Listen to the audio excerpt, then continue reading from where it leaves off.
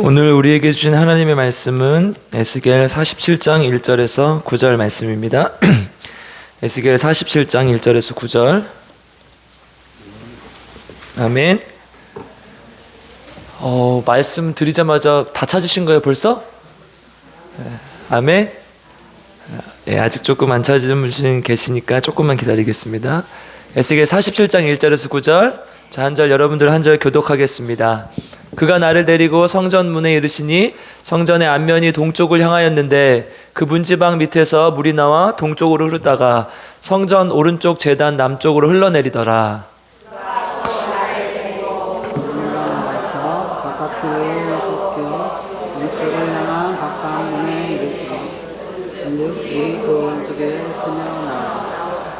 그 사람이 손에 줄을 잡고 동쪽으로 나아가며 천척을 측량한 후에 내게 그 물을 건너게 하시니 물이 발목에 오르다니.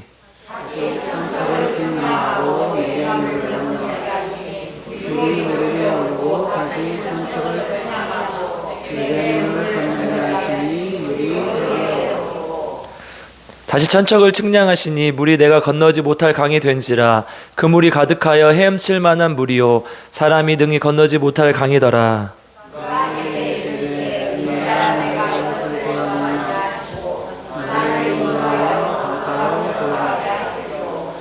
내가 돌아가니 강 좌우편에 나무가 심이 많더라.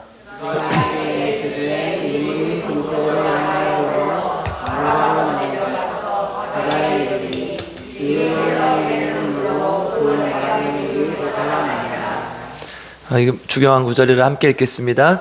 이 강이 이르는 곳마다 범성하는 모든 생물이 살고 또 고기가 심이 많으리니 이 물이 흘러 들어가므로 바닷물이 되살아나겠고 이 강이 이르는 각처에 모든 것이 살 것이며. 아멘. 아멘. 오늘 에스겔 말씀을 통해 우리 모두에게 하나님의 영이 가득하길 주님의 이름으로 축복합니다. 아멘. 오늘 찬송도 그렇고 이제 에스겔에 나오는 언어들이 하나님의 영이라는 말이 많이 나오는데요. 또 오문식 안수집사님 또 잘 아시고 성령에 관한 찬양을 많이 해주셨어요. 오늘 이제 에스겔은 무엇을 나타내는지 우리 에스겔을 통해서 하나님이 우리에게 또 말씀하시는 걸 함께 살펴보도록 하겠습니다. 우리가 계속 이제 성경을 객관적으로 이렇게 보고 있는데요. 오늘은 에스겔이죠. 특히 이제 이사야부터 우리가 선지서가 시작됐어요. 근데 선지서가 좀 어려운 게 언어들이 되게 반복되는 부분도 많고 또 왕들이 이렇게 왔다 갔다 해요. 그래서 순서대로 적혀 있지 않기 때문에 여러분들이 헷갈리실 수가 있어요. 그래서 이제 조금 있다가 제가 도표를 연대표를 한번 보여드리면서 살짝 설명을 드릴 텐데 성경 공부 시간이 아니라 자세히는 못하고 간단하게 말씀드리겠습니다. 이제 선지서 이사야에서도 말씀드렸지만 선지서의 구조는 크게 이제 정확하게 일치하진 않지만 크게 나눴을 때 두 부분으로 나눠져요. 전반부에서는 하나님께서 심판하실 것이다. 그러니까 회개해라 이런 부분이고요. 후반부에 가면 하나님께서 약속해 주셨다. 뭘요? 회복을.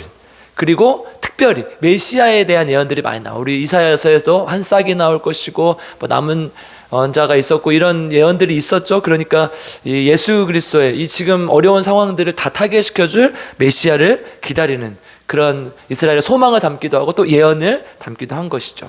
그래서 에스겔서는요 1장부터 32장까지가 전반부예요. 심판에 대해서 얘기를 하는데요. 앞에는 심판부에는 이사야의 소명, 에레미야의 에스겔이죠. 에스겔의 소명 1장에서 3장까지는 소명에 대해서 말을 하고요. 8장에서 11장까지는 성전 환상이 이제 끼어 들어갑니다. 성전에 들어갔는데 환상을 보는 거예요. 지금 에스겔은 어디 있죠? 아직 말 안 했는데 어디 있죠? 지금 에스겔이 이걸 어디서 쓰는 거죠? 바벨론에서 쓰는 거예요. 바벨론에서 지금 잡혀갔어요. 에스겔은 좀 이따 말씀드릴게요. 그래서 성전의 환상을 보는 거예요. 이스라엘에서 떠났던 하나님의 영이 이쪽으로 이동하면서 이런 성전 환상들을 보고 에스겔이 갔는데 성전에 막 이 단무스 여신상이 있고 막 이래요. 그러니까 이 뭐예요? 우상들이 성전 안에 있었던 거죠. 12장에서 24장까지는 그래서 유다를 심판할 것이다. 그리고 25장에서 32장까지는 유다 외 열방들을 심판을 할 것이다. 이게 이제 앞부분의 내용입니다. 이 뒷부분의 회복의 내용은 이제 33장에서 39장까지는 이스라엘 유다의 회복을 얘기를 하고 있고요. 40장에서 48장 마지막까지는 그냥 어떻게 회복되냐, 성전이 회복될 것이다. 새 성전에 대해서 얘기를 하면서 이제 에스겔의 구조를 이렇게 두고 있습니다. 그러니까 선지자에서 말하는 주요한 메시지는 결국은 뭐예요? 결론적으로 말하려는 게 뭐예요? 지금 상황이 어렵고 이렇게 나라가 이렇게 패망했지만 회복될 것이다. 이걸 얘기를 하는 거예요. 이제 선지자마다 강조점이 조금씩 다르죠. 결과는 같지만 강조점이 달라요. 다니엘 같은 경우는 이제 강대국의 포로로 사로잡혀 있어요. 그렇죠? 그래서 다니엘은 1차 포로 때부터 마지막 죽을 때까지 거기 포로로 죽게 되죠. 그래서 다니엘은 이 포로로 잡혀 있는 상황 속에서도 과연 역사의 주인은 누구인가? 이런 관점에서 쓰여져요. 우리 잘 아는 학계에서는 이제 포로에서 돌아온 이후죠. 바벨론 포로에서 돌아온 이후에요. 그래서 이제 뭘 짓습니까? 그 전에 학계, 스가랴, 말라기 이 부분에 가서 학계부터 뭘 지어요? 성전을 지어요. 이런 얘기를 해요. 학계서에서는 그래서 성전을 건축하자, 성전을 건축을 독려하는 얘기들이 많이 나오겠죠. 그러면서 이 회복될 것이다 이 얘기를 하는 것이고요. 말라기에서는 이제 말라기 이후로 성전이 건축되고 또 이제 어느 정도 회복이 됐는데 과연 이 어려운 상황들이 진짜 계속될 것인가 이거에 대해서 얘기를 하는데 말라기에서 예수님이 오실 때까지 그 이제 신구약의 중간기라고 하는데 한 30년 400년 정도가 비어요. 그러니까 성경에 기록이 있지만 외경들은 있지만 우리가 정경으로 채택하지 않았어요. 없어요. 그러니까 이 사이에 하나님은 변함없으실 것이다, 신실하실 것이다, 이런 메시지가 담겨 있는 거죠. 에스겔 오늘 본문은 이제 에스겔은 이 직업이 제사장이었어요. 그래서 이 성전에서 일하는 제사장이라서 성전이 회복되고 제사장이 회복되는, 관리들이 회복되고 높은 사람들이 회복돼야 이스라엘이 제대로 될 것이다. 우리 예레미야에서 앞에서 봤지만 이 관리들이 너무 썩었거든요. 이 가난한 자들을 탈취하고 이렇게 도와주지 못할 망정 이런 데를 억압하고 그랬단 말이죠. 그러니까 에스겔은 이런 관점에서 쓰여지는 거예요. 그래서 결국은 강조점은 조금씩 다르지만 그 시대마다 필요한 말씀들이 있을 때 그 필요한 말씀들을 주시지만 결국은 회복에 대해서 얘기하는 거예요. 우리는 회복될 것이다. 이스라엘은 회복될 것이다. 하나님께서 이스라엘과 맺은 그 언약은 영원할 것이다. 이 얘기를 하는 것이죠. 아까도 말씀드렸듯이 선지서가 이제 조금 어려운 거는 시간 순으로 기록되지 않았기 때문이죠. 우리가 이제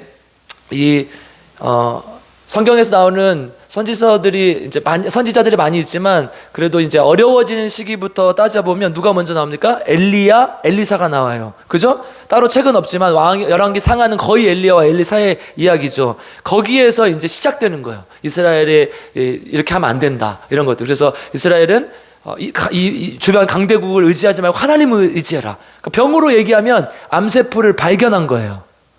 암세포를 발견했으면 어떻게 해야 돼요? 이제 수술을 해야겠죠? 수술이 필요해요. 그래서 이제 북이스라엘 먼저 멸망하니까 북이스라엘에 대해서 먼저 이게 선포를 해요. 그래서 아모스와 호세아서는 북이스라엘에 대한 예언이에요. 그리고 나서 이사야와 미가서, 이것은 이제 유다에 대한 예언으로 넘어가죠. 그리고 스바냐, 나훔, 하박국 이런 순서로 가는데요. 이제 암수술이 반드시 필요하다. 너희들이 여기서 도려내지 않으면, 회개하지 않으면 멸망할 것이다. 그러니까 강대국 의지하지 말고 하나님 의지해라, 이런 얘기를 하는 거죠. 그래서 암수술이 필요하다. 근데 에레미야와 저번 주에 우리가 봤지만 에레미야와 에스겔은 좀 달라요. 뭐예요? 이미 나라를 빼앗겼어요. 포로가 되어버렸어요. 그러니까 이제 암수술이 필요 없다. 암수술의 무용성에 대해서 얘기해요. 그러니까 성전이 이미 파괴되었고 그렇기 때문에 너희들은 소용없다. 그게 끝인가요? 그렇지 않아요. 뭐예요? 회복에 대해서 얘기를 하는 거 이제. 뭐 하나님의 새 언약. 예레미야는 새 언약에 대해서 얘기를 했었어요. 우리가 조금 이따 한번 살펴보게 다시 한번 31장에서 새 언약에 대해서 얘기했고요. 에스겔은 새 성전에 대해서 얘기를 해요. 하나님의 성전이 회복될 것이다. 그래서 그 다음에 이제 학계, 스가랴, 말라기를 넘어가서 새로운 이스라엘이 건설되는 얘기가 되죠. 표를 한번 볼까요? 한번 요 얘기를 제가 이렇게 이제 조금 자세히는 안 하고 요거 잠 깨시라고 우리 주일학교 때 하는 건데요. 여기 보면 이제 북이스라엘이 아모스, 호세아 이렇게 나와요. 그리고 이제 요나와 나오는 니느웨에 가는 얘기고 오바다는 에돔에 가는 얘기도 요 시기예요. 그러니까 이스라엘 포로가 되기 전. 그다음에 이스라엘이 포로가 될 때쯤 이사야, 스바냐, 미가, 예레미야. 그리고 여기서 이제 예레미야는 포로가 되기 전부터 포로 후 그리고 포로 좀 잡혀가서까지 계속 예언을 하죠. 그 다음에 이제 포로가 됐어요. 1차 포로로 잡혀간 사람이 다니엘과 친구들. 그 다음에 2차 포로에서 에스겔이 2차 포로로 잡혀가요. 3차 포로는 이제 시드기야 왕이 잡혀가게 되죠. 그래서 이제 요렇게 이제 바벨론 포로 시기의 이야기들. 그 다음에 그 이후에 포로 바벨론이 멸망하고 바사야 왕이 포로를 돌려보내주죠. 그래서 학계, 스가랴, 말라기는 포로 이후의 이야기. 그러니까 이게 지금 선지서가 쭉 순서대로 나오지 않았잖아요. 그죠? 그러니까 우리가 어려운 거예요. 선지서를 읽을 때. 이 시대가 어느 시대지? 이 시대가 어느 시대? 그래도 요 4개 정도는 나누고 있어요. 그러니까 초기, 그 다음에 이제 유다에 관한 얘기, 그 다음에 포로 이후, 이 정도는 우리가 머릿속에 두고 있으면 혹시 이제 적어놓으면 더 좋고요. 사진을 찍어놓으면 좋고, 이 정도 이 성경을 이 정도만 읽어도 괜찮다는 거예요. 좀 더 자세히 보면 이렇게 넘어가야 되는데. 자, 이제 쭉 이스라엘 역사의 창세기, 출애굽기, 레위기, 신명기 이렇게 쓰고요. 그 다음에 이제 욥기, 시편, 잠언,전도서, 아가야가 왕 시대 때 이게 쓰여지는 거죠. 아까 솔로몬이라든가 이런 사람들, 시가서들이. 그 다음에 이제 선지서들이 그 다음에 쓰여지는 거죠. 이게 이제 아주 크게 나는 이렇게 되는 거예요. 그 다음에 네. 조금 더 자세히 하면 창세기부터 열왕기 상하까지 쭉 역사가 이어져요. 사무엘 상하, 열왕기 상하까지 역대 상하가 겹쳐지죠. 다윗 이야기부터 시작하니까 여기 겹쳐지는 거예요. 그리고 그 다음에 에스라, 느헤미야, 에스더는 이제 에스라 요 시기인데 소설 형식으로 되어 있어서 이제 이 역사에서는 빠지는 거죠. 근데 여기서부터 이렇게 쭉 역사가 이루어지는데 역대 상하가 사무엘 상하, 열왕기 상하까지 이 겹쳐지는 거고, 여기에 이제 선지서들이 이렇게 들어가는 거예요. 아모스, 호세야, 예레미야, 요엘, 이사야, 미가, 나훔, 스바나 이런 분들이 들어가는 거죠. 그리고 나서 나중에 학계, 스가랴, 말라기. 아까 그걸 제가 좀 더 자세히 써놓은 거예요. 이해하시겠죠? 나중에 성경 공부할 때 더 자세하게 한 번 더 넘어올게요. 네. 이제 이거예요. 봐봐. 70년간 아까 이제 조금 더 크게 본 거예요. 이 70년간 포로가 여기에요. 이제 바벨론이 여기서 건국이 되고, 이때 이제 쳐들어 와가지고 바벨론이 여기서부터 포로가 시작돼. 다니엘, 에스겔, 그 다음에 3차 포로, 완전 이제 멸망하는 거죠. 그래서 다니엘 때부터 포로로 잡혀가기 때문에 70년 잡는 거예요. 그때 저번에 뭐라고 했습니까? 예레미야는 멸망하기 전부터 멸망할 때까지 쭉 봤어요. 그러니까 눈물의 선지자라고 얘기를 했었죠. 에스겔은요 2차 포로 때부터 포로 때 안에까지 다 들어가잖아요. 다니엘도 마찬가지예요. 이 포로 시기 때 이렇게 되는 거예요. 그러니까 우리가 성경 볼 때 이런 얘기들이 없기 때문에 어렵지만 그래서 제가 있잖아요. 그렇죠? 그 다음 끝났어요. 하나 더 있는데 이전에 이거는 나중에 저한테 개인적으로 찾아오세요. 제가 개인적으로 찾아오면 너무 복잡하니까 해드릴게요. 이런 순서대로 되는 거예요. 이해가 되죠? 그러니까 에스겔은 지금 예레미야는 모든 그 이스라엘이 멸망하는 과정부터 그 포로 시기까지 다 봤어요. 근데 에스겔은 포로 시기 때 선지자예요. 그러니까 얼마나 포로의 그 참혹한 상황들을 많이 겪었겠습니까? 그러니까 예레미야와 에스겔이 많이 이렇게 좀 상호 보완적인 관계로 쓰여져요. 같은 비슷한 시대를 살았기도 했고, 또 예레미야가 강조하지 못했던 걸 에스겔이 강조하기도 하고. 그래서 예레미야는요 31장 31절, 예레미야 31장 31절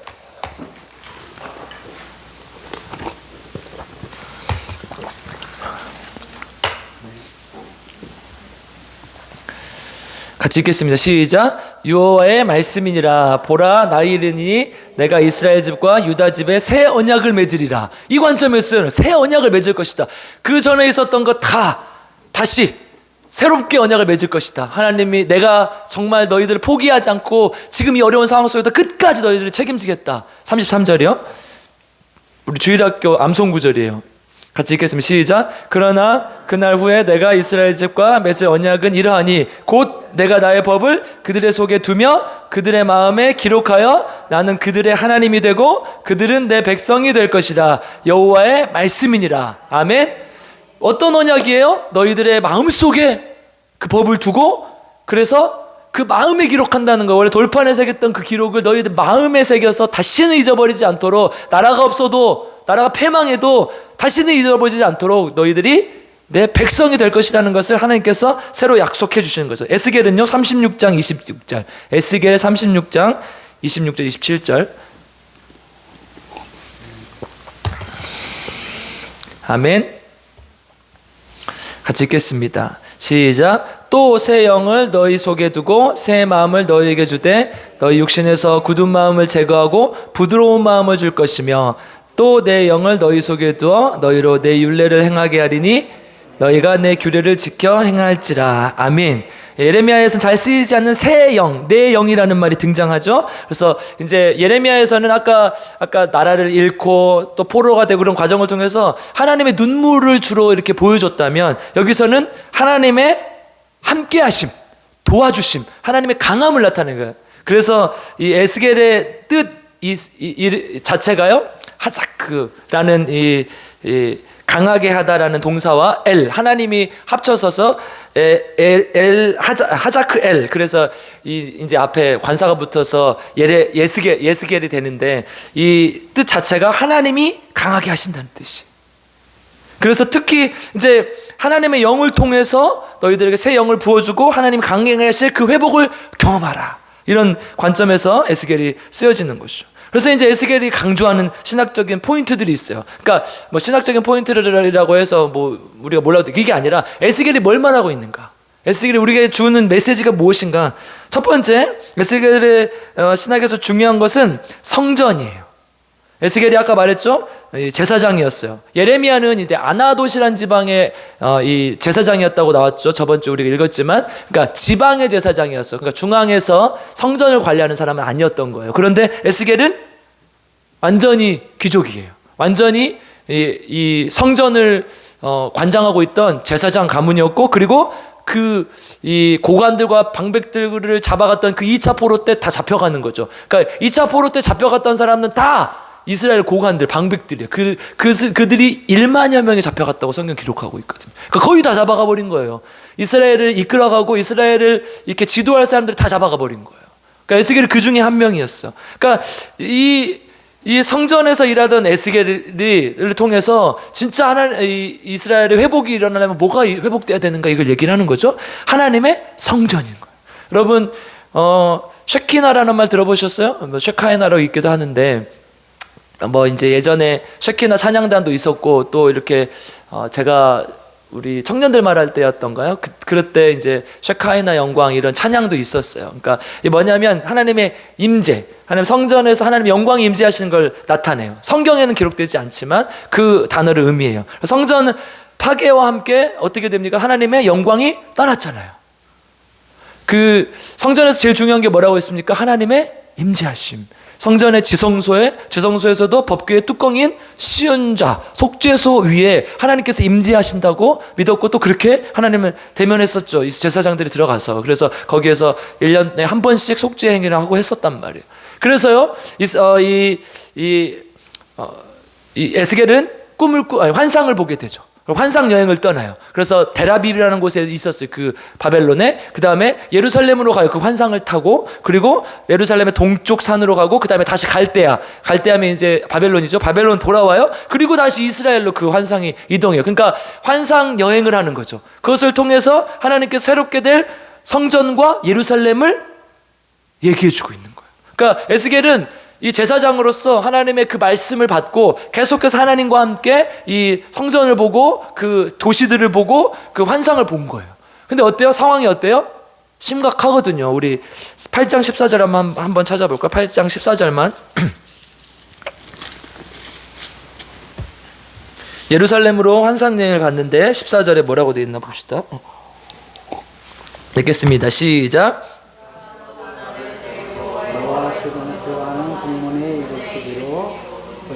그의 여행들이 아니라 담에서 그를 위하여 예고하더라. 그러니까 하나님이 누구를 데려갔어요? 에스겔을 데리고 왔어요. 에스겔은 지금 어디에 있어요? 바벨론의 포로로 잡혀갔다니까요. 포로로 잡혀갔는데 지금 뭐라고 해요? 여호와의 전에 들어간다고 하잖아요. 뭐예요? 환상 중에 데리고 간 거예요. 근데 북문에 이러는데 여인이 앉아서 담무스라는 우상을 위해서 애곡하고 있어요. 이게 뭐냐면 그 우상을 숭배하는 행위예요. 그러니까 성전 안에서 담무스라는 이 우상을 향해서 우상 숭배 행위를 하고 있는 거예요. 이런 모습을 보는 거예요, 지금 에스겔이. 얼마나 안타깝습니까? 그래서 이 성전이 회복돼야 된다, 이 얘기를 하는 것이죠. 그러면 두 번째, 무엇을 통해 회복될 것인가? 이건 좀 길게 하려고 하는데요. 지금 이 아까 우리가 앞에서 에스겔 31장, 33장, 36장 읽었죠. 뭐라고 되어 있습니까? 내 영, 새 영을 부어주리니. 그러니까 뭐냐면 철저하게 영, 하나님의 영에 의존한 회복만 있을 수 있다는 거. 에스겔이 메시지를 받을 때, 백성들이 변화될 때, 회복될 때 그냥 회복되는 것이 아니라 하나님의 영에 의해서 회복된다는 거예요. 환상이 아닌 하나님의 진짜 내적 통치가 내 안에서 이루어진다는 거죠. 지금은 에스겔이 환상을 통해서 보여주고 있지만 하나님의 성령을 통해서 새롭게 하심을 경험할 수 있다는 거예요. 그래서 우리가 아까 36장 읽었죠? 37장에 바로 무슨 얘기가 나옵니까? 에스겔에서 제일 유명한 얘기 있잖아요. 마른 뼈, 그렇죠. 들어는 봤잖아요. 마른 뼈의 환상을 보게 되죠. 37장 11절 12절 한번 읽어보겠습니다.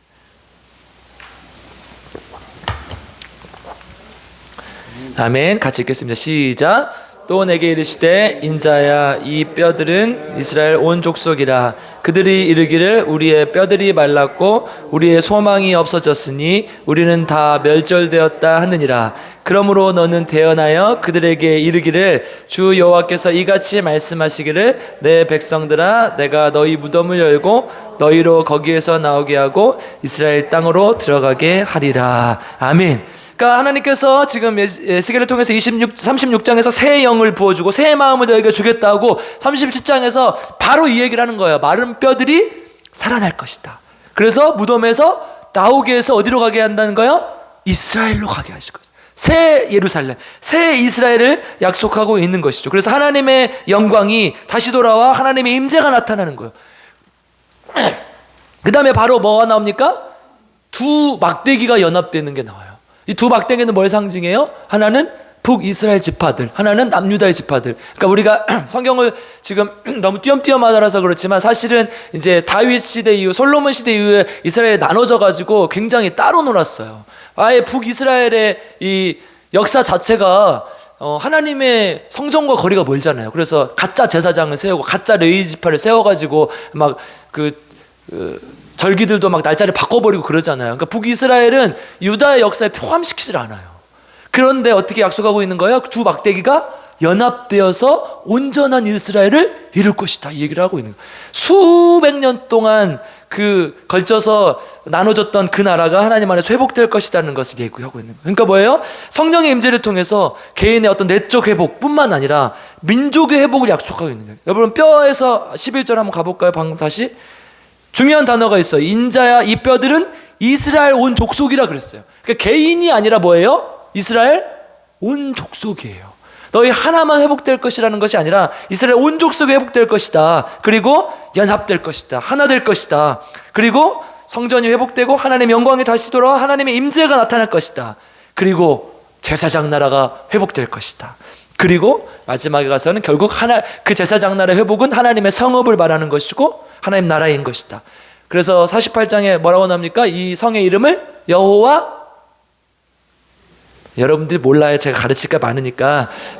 여호와 삼마 들어보셨죠? 삼마, 욕하는 거 아니고 여호와 삼마, 조금 이따가 살펴보겠습니다. 무슨 뜻인지. 그래서 중요한 것은 방금 우리가 36장에서 25절 한번 찾아보겠습니다. 36장 25절. 이 물이 아까 읽었는데요. 같이 읽겠습니다. 앞에 부분만 시작. 맑은 물을 너희에게 뿌려서. 아멘. 이 물을 뿌리고 이 물이 어떻게 돼요? 물이 흘러넘쳐서 어떻게 된다는 거예요? 온 이스라엘을 회복시키고 하나님 앞에 이스라엘을 제사장 나라로 만든다는 거예요. 그러니까 물이 중요한 거예요. 지금 여기 이 에스겔에서 계속 물이 나와요. 성전에서 흘러나온 물, 그것이 시냇가를 이루고 이 발목 차고 무릎 차고 그 다음에 온 강이 되고 바다로까지 이어지는 그 물이 된다는 거예요. 이 물은요, 성경에서 항상 두 가지 쓰였어요.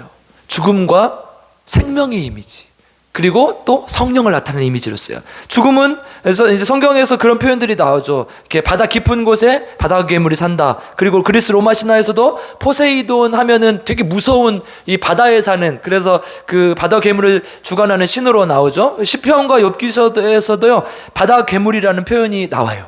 이런 것들이 다 물이 무서운 것이고 죽음을 나타내는 것이고, 그래서 성경에서 첫 번째 심판이 뭘로 이루어집니까? 물로 이루어지죠. 죽음의 이미지로 쓰여요. 두 번째는 생명의 이미지로 쓰이죠. 물이 이렇게 뭐 마시면 살아나고 좋은 거, 이게 아니라 물 자체가 생명을 의미해요. 우리 침례 받을 때 어떻게 합니까? 물에 담그죠. 물이 생명이기 때문에. 또 한편으로는 죽음이기 때문에 죽었다가 다시 살아나는 거죠. 그래서 이 침례에는 죽음과 생명의 이미지를 동시에 가지는 거죠. 결국은 나타내고자 하는 게 뭐예요? 생명이라는 거예요. 이 물을 통해서 생명이 나타난다는 거예요. 그래서 요한복음 4장에서 예수님께서 사마리아 여인에게 물을 달라고 하실 때 나중에 뭐라고 고백합니까? 우리 요한복음 4장 13, 14절 한번 찾아보겠습니다.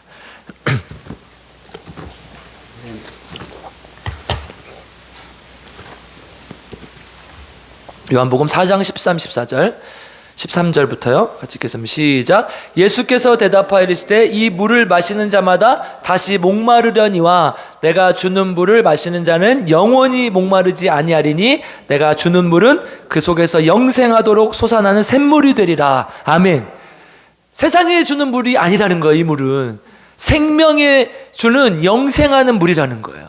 그 에스겔에서의 물도 마찬가지예요. 홍수의 물, 심판의 물이 아니라 생명의 물을 나타내는 거예요. 흘러내는 물이 발목까지, 무릎까지, 그리고 건너지 못할 강이 되고 바다가 돼서 흘러 넘칩니다. 오늘 본문 이따가 한번 살펴볼 거예요. 마른 뼈같이 죽은 것들이 물을 통해 생명이 넘쳐 흐른다는 거예요. 그러니까 성전에서 막 물이 넘쳐 흘러 가득하게 되고 그 물을 쓰는 죽이는 물이 아니라 생명의 물이라는 거. 성전에서 우리 교회 여기 옆에 확 갑자기 샘이 터져가지고 물이 막 콜콜콜콜 나온다고 생각을 해보세요. 얼마나 감격스럽지 않겠어요? 그럼 뭐 온천이 나오면 더 좋죠. 그 온천 때문에 망한 교회 있잖아요. 네. 있어요. 서울에 온천 개발을 하려다 망한 게 있어요. 네. 물이 막 이렇게 막 나온다고 생각을 해보세요. 얼마나 이 감격스럽겠어요. 근데 그 물이 흘러 넘친다는 거예요. 그 물이 우리에게 생명을 준다는 거예요. 아멘. 그 물은 우리에게 영적인 물인 줄 믿습니다. 영생하도록 솟아나는 샘물인 줄 믿습니다. 이게 이제 에스겔서에 나타나는 물의 이미지예요. 세 번째는 이 선지서가 그렇듯이 에스겔서에 나타나는 것은 회복과 예수님에 대해서 얘기를 해요. 선지서에서 계속 예언하는 내용이 메시아에 대한 내용이에요. 예수 그리스도에 대한 수많은 예언들이 있어요. 8장 2절에서는 불같은 형상을 가지니 라고 표현했고요. 9장 4절에서는 이마에 표를 주느니, 그 다음에 17장 22절에서 23절까지는 연한 가지라고 표현해요. 4장 23절 24절 한 목자, 37장 24절도 마찬가지. 우리 37장 24절만 한번 찾아보겠습니다. 한 목자라는 표현을 써요. 이게 뭐예요? 선지서에서 말하는 하나님의 아들, 그래서 메시아, 이걸 얘기하는 거죠. 우리 37장 24절 한번 읽어보겠습니다. 시작. 내 종 다윗이 그들의 왕이 되리니 그들 모두에게 한 목자가 있을 것이라. 그들이 내 규례를 준수하고 내 율례를 지켜 행하며. 아멘. 이 메시아를 계속해서 예언하고 있다는 거예요. 선지서에서. 그래서 이제 이 메시아를 우리가 복음서에도 썼지만 사실 구약에서부터 이미 내려오던 개념이 있어요. 다니엘서 7장 14절 보면 인자 같은 이라는 표현이에요. 인자는 사람의 아들이라는 한자 그대로면 히브리 원어도 그래요. The son of God 영어로 하면 그죠. 사람의 아들이라는, 이 여기서 말하는 사람의 아들이라는 뜻은 하나님이, 신이신 하나님께서 육신의 모습으로 오실 것을 예언하는 메시아를 예언하는 거예요. 그런데 에스겔서를 읽다 보면은 인자라는 말이 많이 나와요. 근데 읽어보면은 인자가 누구를 가리키는 것 같아요? 에스겔서에서 인자는 에스겔 자신을 가리켜요. 그러니까 성경이 똑같은 단어가 나온다고 똑같다고 생각하시면 안 돼요. 아까 원래 인자라는 표현은 예수님께서 본인을 나타내실 때 그 인자도 마찬가지예요. 그 인자라는 표현은 메시아를 나타내는 칭호예요. 다니엘서 7장 14절의 표현에 따라서. 그런데 이 에스겔서의 인자라는 말이 100번이 넘게 나와요. 이 인자는 누구를 나타내는 거냐? 에스겔을 나타내는 거예요. 근데 이 에스겔은 사람의 똑같은 사람의 아들이지만 언어적으로 보면 진짜 사람의 아들을 말하는 거예요. 진짜 사람의 아들. 그러니까 이 에스겔을 관용적으로 부르는 표현이라는 걸 알 수가 있죠. 그러니까 원래 이 메시아라는 다른 거예요. 근데 이제 이 인자라고 표현한 이 에스겔이 말하는 게 뭐예요? 진짜 인자가 오실 것이다 얘기를 하는 거예요. 이게 뭐예요? 다시 오실 예수 그리스도에 대해서 예언하고 있다는 거예요. 이게 이제 에스겔이 주는 우리에게 메시지인 거죠. 그럼 본문을 통해서 우리에게 어떤 말씀을 주고 있는가? 두 가지로 살펴보려고. 첫 번째는 1절 한번 읽어보겠습니다. 오늘 본문 1절 한번 찾아보겠습니다. 아멘. 이게 미리 이렇게 다 표시를 해두셨군요. 역시 우리 교인들은 수준이 높으세요. 47장 1절 한번 읽어보겠습니다. 시작.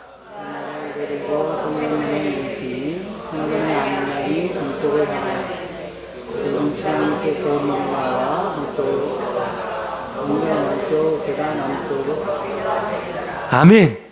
모든 회복의 시작은 어디에서 시작된다? 성전에서 시작된다. 이걸 나타내는 거예요. 마태복음 16장 18절 예수님께서 뭐라고 했습니까? 한번 찾아볼까요? 잘 아는 구절이지만 마태복음 16장 18절.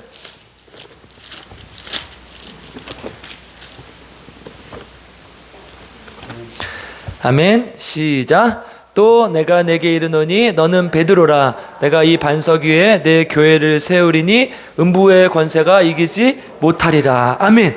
예수님께서 베드로의 그 고백 위에 주는 그리스도의 살아계시던 하나님의 아들이시니 하는 그 고백 위에 교회를 세우실 거라고 말씀합니다. 예수님은요 살아생전부터 이미 교회를 통해서 하나님의 나라가 하나님의 역사가 이루어질 것이라는 것을 예언하고 있어요.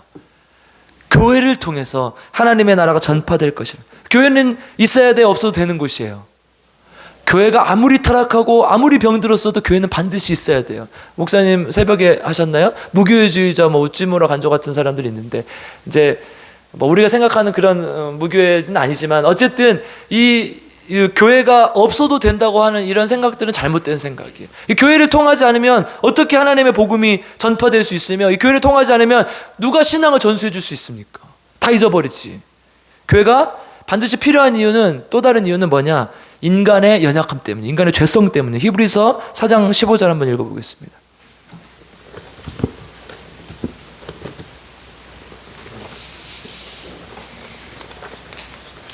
같이 읽겠습니다. 시작. 우리에게 있는 대제사장은 우리의 연약함을 동정하시 못하실 이가 아니요 모든 일에 우리와 똑같이 시험을 받으시니로되 죄는 없으시니이다. 아멘.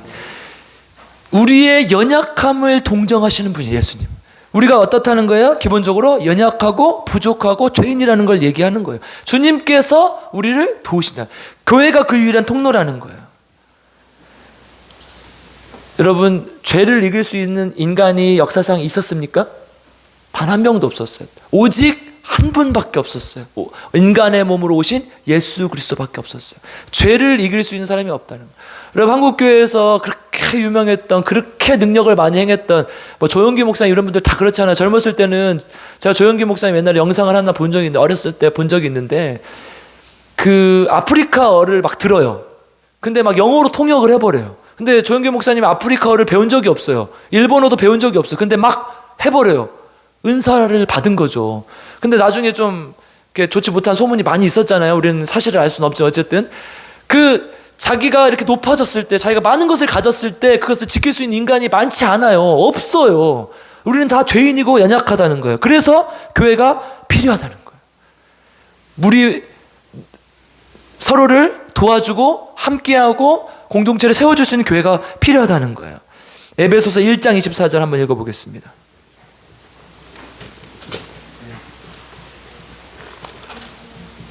같이 읽겠습니다.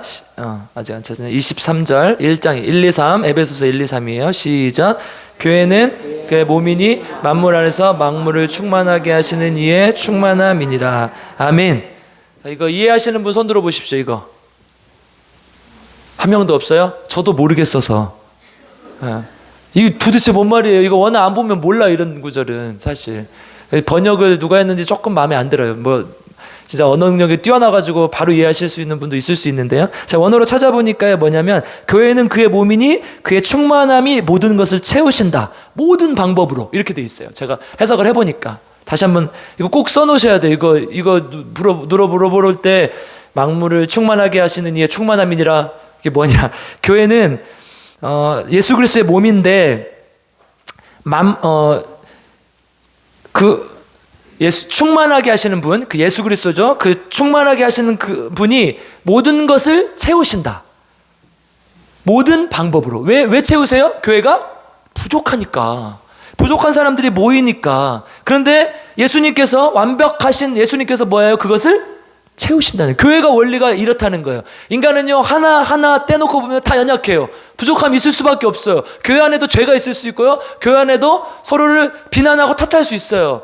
근데 그렇게 끝나면 안 되죠. 교회는 어떻게 돼요? 만물을 충만하게 하신 이로 충만하게 채워야 된다는 거예요. 완벽해져야 된다는 거예요. 완벽을 추구해야 된다는 거예요. 사랑이 없으면 어떻게 해야 돼요? 서로 사랑하기 위해 노력하고, 눈물이 없으면 서로 눈물을 나눠주고, 긍휼함을 나눠주고, 서로 부족함이 있으면 그 부족함을 채워주고, 돈이 없으면 서로 돈을 저한테 주시고, 이런 의미라는 거예요. 부족함이 있으면 채워주라는 거예요. 예수님의 이 교회론에 대해서 얘기한 에베소서 1장 23절 말씀이 이런 거라는 거예요. 그러니까 교회는 이 시대의 회복은 어디를 통해서 이루어진다는 거예요? 반드시 교회를 통해 이루어져. 아무리 개인이 뛰어나도요, 절대 개인으로 회복될 수가 없어요.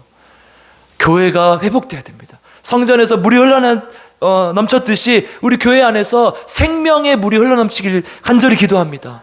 정말 우리 교회 와면 막 물이 없는데 막 물이 철철 넘치는 것처럼 느낌이 들어요. 막 교회 오면 여기 막 넘실거리고 있어요. 지금 저만 보여요? 여러분 영적으로 너무 둔탁해 있어요. 네.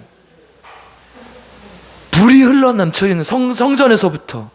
에스겔도 그랬어요. 에스겔도 부족했어요. 인간적 괴로움이 있었어요. 아내가 죽었는데 슬퍼할 수도 없었어요. 하나님께서 그렇게 하지 말라고 해요. 24장에 보면요, 에스겔의 아내가 죽었는데요, 너는 울지도 말라 그래요, 하나님.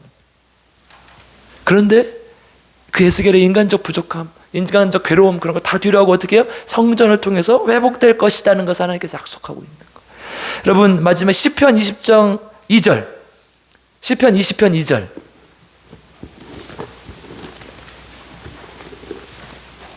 같이 읽겠습니다. 시작. 성소에서 너를 도와주시고 시온에서 너를 붙드시며. 아멘. 하나님께서 어디에서 도와주신대요? 성소에서. 교회에서 여러분을 하나님께서 도와주실 줄 믿습니다. 교회가 회복돼야 되는 거예요. 그러니까 아무리 잘나도 안 된다는 거예요. 여러분, 제가 아무리 영적으로 뛰어나도요, 저를 통해서 안 하고 하나님 분명히 교회를 통해서 역사하세요. 아멘. 아멘. 여러분, 아멘 작게 하면 나를 통해 역사해요. 아멘. 우리 필그림 교회를 통해 역사하실 거 믿습니다. 아멘. 우리 교회를 도와주시고 우리 교회를 통해서 남원이 부흥되고 남원이 역사가 나타나길 주님의 이름으로 축복합니다. 두 번째, 성령 충만함으로. 우리 한번 3절 한번 읽어볼까요? 3절. 오늘 본문 3절, 47장 3절 같이 읽겠습니다. 시작. 이쪽으로 나아가며 천척을 측량한 후에 내게 그물을 건너게 하시니 우리 발목에 이르러니. 자, 성전에서 나왔던 물이 발목에 이르렀어요. 4절 읽겠습니다. 시작. 천척을 측량하고 내게 물을 건너게 하시니 우리 무릎에 이르러니 다시 천척을 측량하고 내게 물을 건너게 하시니. 자, 그 다음에 어디로 왔어요? 무릎으로 오고 그 다음에 허리로 왔어요. 5절 읽겠습니다.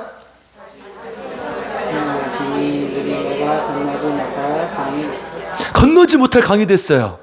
도저히 이제 넘실거려서. 그 다음 8절 같이 읽겠습니다. 시작.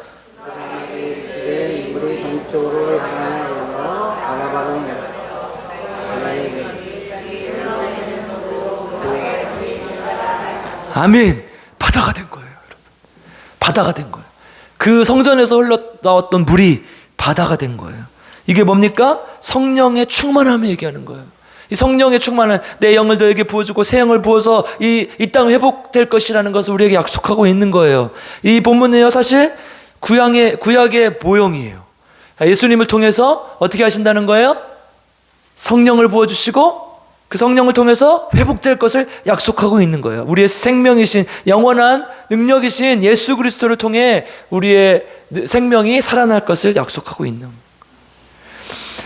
거예요. 우리 한번 요한복음 7장 37절 한번 찾아볼까요? 요한복음 마지막 7장 37절. 요한복음. 네, 같이 읽겠습니다. 시작. 명절 끝나고 그날에 예수께서 서서 외쳐 이르시되 누구든지 목마르거든 내게로 와서 마시라. 38절이요. 나를 믿는 자는 성경의 이름과 같이 그 배에서 생수의 강이 흘러나오리라 하시니. 아멘. 이제 어디서 나온대요? 물이 배에서. 우리 몸이 뭐예요? 고린도서 3장 16절 우리 몸이 하나님의 성전이잖아요. 배에서 물이. 원래 배는 뭘 상징해요? 배는 보통 욕심이나 욕망을 상징해요. 그래서 우리가 돈이나 뇌물을 먹었을 때 뇌물을 받았다고 표현하지고 뇌물을 어땠다고 표현해요? 먹었잖아요, 배에다가. 그래서 욕심 꾸러기들이 배가 이렇게 나왔잖아요. 저는 배가 없어요. 저 욕심이 없거든요. 배는 욕심을 상징하잖아요. 우리 욕망을 상징하잖아요. 배에서 근데 다른 게 나오지 않고 뭐가 나온다는 거예요? 생수. 생수라고 하시는 분만 손 들고 집에 가세요, 오늘. 나머지는 다시 보강. 뭐가 나온다고요? 생수. 생명이 흘러넘친 그 강에 나온다는 거예요. 이게 성령이에요. 성령의 도우심으로 우리가 새로운 능력, 새로운 생명을 얻을 줄 믿습니다. 성전에 물이 흘러넘쳤을 때 이 다음 구절에 우리 본문에 어떻게 됐습니까? 물고기가 많아지고 열매가 가득했어요. 자기의 기능을 되찾았어요. 바닷물이 이 짠물이 아니라 그냥 물이 된 게 아니라 갯벌도 그대로 존재하고 짠물도 그대로 존재하고 바다는 바다의 기능을 되찾고 과일은 과일수의 기능을 되찾고 신은 시냇물의 기능을 되찾고 한 거예요. 성령이 임하시면 기능을 잃었던 우리가 정말 하나님의 형상의 모습을 회복할 줄 믿습니다. 그게 생명이 넘친다는 의미예요. 아멘. 우리 필그림교회가 또 우리 한국교회가 정말 이 생수의 강을 통해서 온전한 하나님의 생명을 회복하길 주님의 이름으로 축복합니다. 그래서 정말 우리 교회 왔을 때 앞으로 저 앞에 이제 믿음으로 샘을 하나 파보세요. 물이 철철철 넘치나 안 넘치 보게. 그 샘은 뭐예요? 성령의 능력을 간구하는 기도. 오실 때마다 주님 성령의 능력이 넘쳐나는 교회 되게 해주십시오. 기도하서 정말 생수의 강이 흘러넘치는 우리 필그림교회 되기를 주님의 이름으로 간절히 축복합니다. 함께 말씀을 생각하면서 찬양하겠습니다. 성령이 오셨네. 우리 지금 성령 강림절 기다리며 기쁨의 오시기를 보내고 있습니다. 우리 성령 충만한 우리가 되게 도와주십시오. 생명이 넘치게 도와주시옵소서. 함께 찬양하겠습니다. 허무한 시절 지날 때 기쁜 한숨 내쉴 때 그런 풍경 보시며 다시 가는 분이 있네. 고와 같이 너희를 버려두지 않으리. 내가 너희와 영원히 함께하리라. 성령이 오셨네. 성령이 오셨네. 성령이 오셨네. 내 주의 보내신 성령이 오셨네. 우리 인생 가운데 친히 찾아오셔서 그 나라 꿈꾸게 하시네. 혹시 찬양을 부르시다가 모르는 찬양이 나올 수도 있어요. 어떻게 하면 돼요? 그때 들으시면 돼요. 성령님께서 나에게 뭐라 말씀하시나. 혹시 졸리시면 손을 들고 들으세요. 그럼 안 좋을 테니까. 성령님 나에게 말씀하십시오. 성령님께서 하시는 음성을 듣기 원합니다. 부르실 수 있으면 부르시면 돼요. 하나님 내 마음속에 성령이 임재하게 하셔 주십시오. 이 마음으로 다시 한번 찬양하겠습니다. 1절로 함께 찬양하겠습니다. 허무한 시절 지날 때 허무한 시절 지날 때 기쁜 한숨 내쉴 때 오시며 탄식하는 분이 있네. 고와 같이 너희를 버려두지 않으리. 내가 너희와 영원히 함께하리라. 성령이 오셨네. 손을 들고 찬양하겠습니다. 성령이 오셨네. 성령이 오셨네. 성령이 오셨네. 내 주에 보내신 성령이 오셨네. 우리 인생 가운데 친히 찾아오셔서 그 나라 꿈꾸게. 이 절로 함께 찬양하겠습니다. 억눌린 자가 진짜, 억눌린 자가 진짜, 자유함이 없는 자, 피난처가 되시는 성령님 계시네. 주의 영이 계신 곳에 참 자유가 있다네. 진리의 영이신 성령이 오셨네. 하늘문을 여시고 성령님의 마여 주시옵소서. 성령이 오셨네. 성령이 오셨네. 내 주에 보내신 성령이 오셨네. 우리 인생 가운데 친히 찾아오셔서 그 나라 꿈꾸게. 다시 한번 고백하시는 성령이 오셨네. 성령이 오셨네. 성령이 오셨네. 내 주에 보내신 성령이 오셨네. 우리 인생 가운데 친히 찾아오셔서 그 나라 꿈꾸게 하시네. 우리 함께 기도하겠습니다. 하나님, 오늘 이 시간 우리 마음 가운데 새 영을 부어 주시옵소서. 새 마음 우리에게 주시옵소서. 성령님 우리 가운데 오셔서 우리 안에 생수의 강이 넘쳐 흐르게 하시고 생명이 넘쳐 흐르게 하여 주시옵소서. 하나님, 죽었던 우리가 살아나게 하시고, 하나님, 우리 파괴됐던 우리의 모습이 하나님의 형상으로 회복할 수 있도록 도와주시고, 잃었던 기능을 찾게 하시고 하나님의 역사가 나타나는 교회가 되게 도와주시옵소서. 한국교회도 너무나 많이 무너졌습니다. 하나님, 생수의 강이 필요합니다. 우리 교회 가운데, 우리 한국교회 가운데 생수의 강이 흘러 넘쳐서 하나님의 역사를 회복하게 하여 주시옵소서. 하나님의 생명의 능력을 회복하게 하여 주시옵소서. 우리 함께 말씀을 놓고 함께 기도하겠습니다. 주여, 하나님 감사합니다. 하나님, 우리 성령님의 의지합니다. 생수의 강이 흘러 넘치게 하여 주시옵소서. 성령의 능력이 흘러 넘치게 하여 주시옵소서. 죽었던 우리가 죄 때문에, 악 때문에 죽었던 우리가 예수 그리스도를 살아나게 하시고, 하나님, 우리 안에서 생수의 강이 흘러 넘치게 하여 주시고, 성령의 능력을, 새 영을 부어주시고 새 마음을 부어주시오. 하나님, 성령 충만하게 하여 주시오. 주여, 우리를 불쌍히 여겨주시오. 성령 충만함으로 가지. 하나님, 우리 안에 정말 성령의 능력이 넘쳐나기 원합니다. 우리 안에 성령의 능력이 가득하기 원합니다. 주여, 하나님 함께 하여 주시옵소서. 한국교회가 너무나 많이 무너졌습니다. 하나님, 한국교회를 불쌍히 여겨 주시옵소서. 우리 한국교회 다시 한번 주의 말씀 일어서기를 원합니다. 주여, 우리를 불쌍히 여겨 주시오. 주님, 우리 안에 생명이 넘치기 원합니다. 하나님, 죽었던 것, 악했던 것 모두 다 사라지게 하시고 새 영을 부어주셔서 성령의 능력이 살아 움직일 수 있도록, 우리는 부족합니다.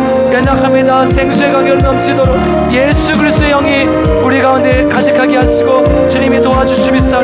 만물을 충만하시니 그 충만한 우리를 채워주시고 함께하여 주시옵소서. 주님 감사합니다. 주여 도와주시오.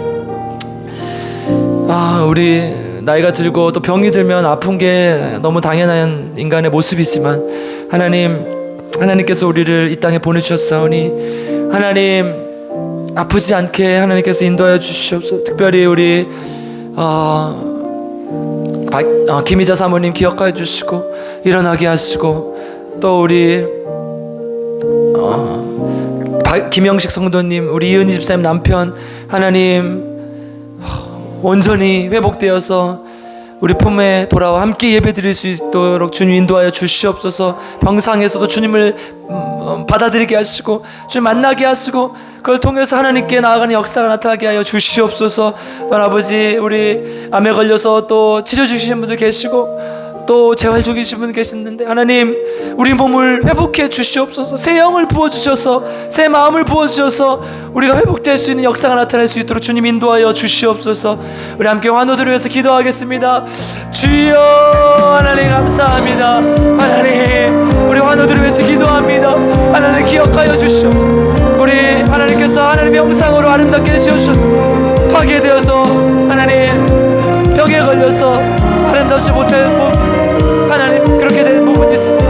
하나님 회복시켜 주시고 하나님의 형상을 회복시켜 주시고 병이 낫게 하시고 치유되게 하시고 역사를 나타나게 하여 주시고 하나님, 우리 김혜자 사모님 세워주시옵소서. 일으켜 세워주시옵소서. 주님, 날마다 이렇게 간절히 기도 하나님께 세워주시고 인도하여 주시고 우리 김현식 성도님, 유정남 집사님, 또 조은영 집사님 하나님 기억하여 주시고 조봉란 집사님 깨끗하게 치유하시고 다시는 똑같은 질병 고통당하지 않도록 주여 도와주시고 인도하여 주시고 우리 김영수 성도님 통해서 하나님 그 병을 통해서 주님 만나게 하시고 특별히 하나님 교회 나오지 않은 많은 사람들 심령이 아픕니다. 그 영혼들을 고쳐주시고 이재근 집사님 기억하여 주셔서 교회로 꼭 인도하여 주시고 심령을 고쳐주시고 마음을 고쳐주시고 허리를 고쳐주시고 하나님 도와주시고 조숙희 집사님 고치고 아버지 하나님 온전히 우리가 하나님 안에서 회복되는 역사가 나타나게 연상만 집사님 보내주셔서 감사합니다. 계속해서 올 수 있도록 하나님께서 인도하시고 함께하여 주시고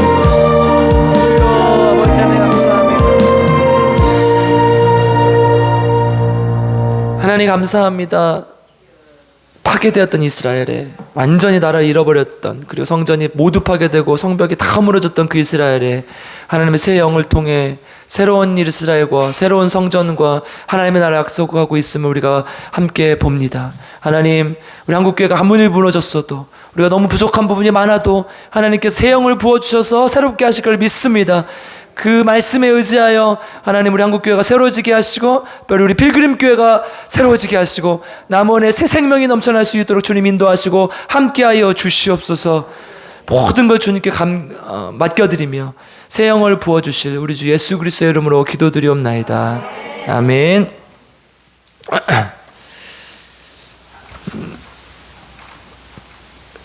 우리 성경 공부 오늘도 했고 또 다음 주는 첫째 주인가요? 다음 주도 있죠. 다음 주 마지막 주죠. 다음 주에도 하겠습니다. 특별히 오늘 우리 작정하셨잖아요. 그 위에 보면 하나님의 우리가 작정할 때 하나님이 역사하신다 이 말을 써놨어요. 뭐냐면 하나님과 우리는 동역의 관계, 하나님이 우리를 동역하신다고 파트너의 관계로 하나님 형상으로 만들어 주셨고 오직 이 피조물 중에 인간만을 그렇게 만드셨고 하나님이 우리를 통해서 이 땅을 하나님의 나라로 만들기를 원하십니다. 그래서 꼭 혹시나 전도가 되지 않더라도 될 수 있으면 남원에 있는 분을 쓰시고 혹시 안 되면 멀리 있는 분 쓰셔서 계속 한 달 동안 기도했으면 좋겠어요. 하나님, 이 영혼이 주님께 돌아오게 해주십시오. 우리만 다니면 잘 사실 되게 무뎌지잖아요. 사실 저도 그래요. 저도 목사인데도 생각을 안 하고 기도를 안 하면 무뎌져요. 그런데 그 영혼이 불쌍하다고 생각을 한번 해보세요. 그러면 얼마나 안타깝습니까? 그렇죠? 그래서 오늘부터 꼭 하루도 빠지지 마시고 4주 동안 함께 기도하시기를 주님의 이름으로 부탁드립니다. 아멘. 다음 주는 선물학인데 교회에서 줄 거예요. 엄청 좋죠? 가만히 있기만 해도 되잖아요. 갖다 주기만 하면 되잖아요. 그래서 꼭 그 영혼을 품고 하나님을 위해 그 영혼을 품고 기도하시라는 의미로 드리는 거니까 꼭 그렇게 해주시길 부탁드립니다. 또 우리 환우들 많은데 특별히 이제 김영식 선생님 또 수술하셔서 지금 회복 중에 계신데 계속 같이 기도해 주시길 부탁드리겠습니다. 헌금하신 분들 보고합니다. 허순의 한수 집사님, 최현식 성도님, 장정숙 전도사님, 영원한 나의 주님 항상 믿음으로 온전하게 지켜 보호하여 주옵소서. 현다빈 집사님, 신실한 주의 종이 되길 소망합니다. 주의 은혜 가운데 충만하게 거하게 하소서. 현다혜 집사님, 이정희 만수 집사님, 윤원구 유진아 성도 내외, 유성진 집사님, 김수현 성도 내외.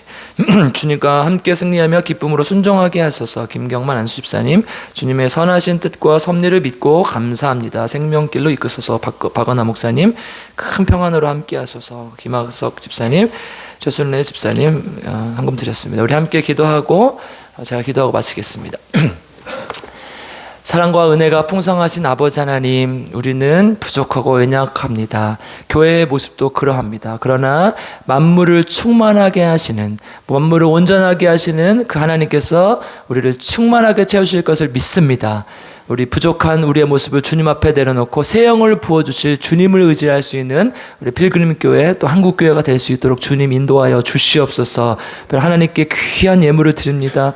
하나님, 그저 하는 손길 하나도 없습니다. 주님 앞에 정말 간절함으로 드리오니 예물을 통해서 하나님께서 기뻐 받아주시고 영광 받아주시고 예물이 하나님께 온전하게 사용되지게 하시고 이것을 통해서 하나님께서 이 땅에 하나님의 나라 확장될 수 있도록 주님께서 인도하여 주시옵소서. 또한 하나님, 예물을 드린 손길 다 하나님의 복으로 살게 하시고 세상에 주는 것이 아닌 하나님이 주시는 평안으로 살아갈 수 있는 하나님의 종들이 될 수 있도록 주님 인도하여 주시옵소서.